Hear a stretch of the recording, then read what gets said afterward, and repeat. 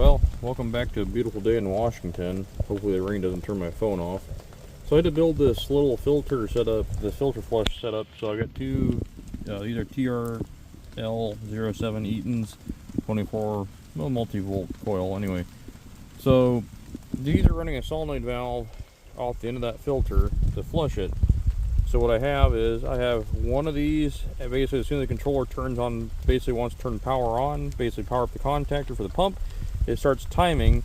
I mean, it's in a flasher mode, so basically, if I want to set this for to flush every 5 minutes, I need to set that for 10 minutes, because after 5 minutes, the contacts change, since these are set up as normally open, so these are normally open, and then they shut to normally close. That's the shelf, anyway.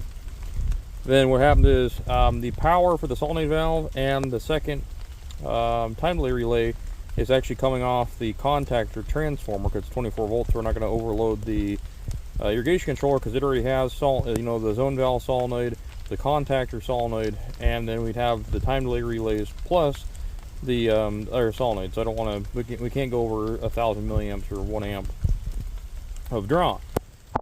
So basically I have power coming, so this one set of power basically switching power into the second time delay relay.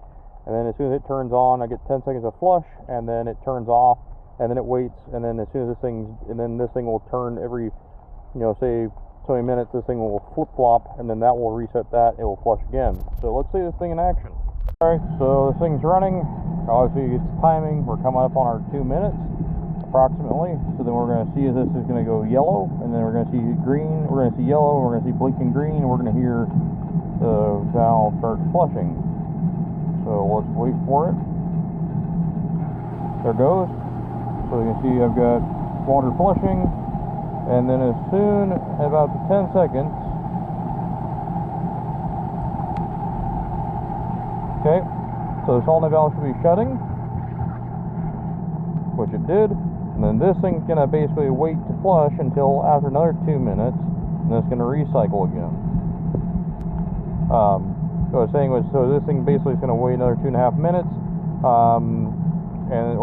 2 minutes, and then it's going to start this process over again. But this second one's waiting till the first one basically switches states and then comes back on. So, or anytime this pump cycles on and off. So that'll create a nice cycle for this to flush automatically.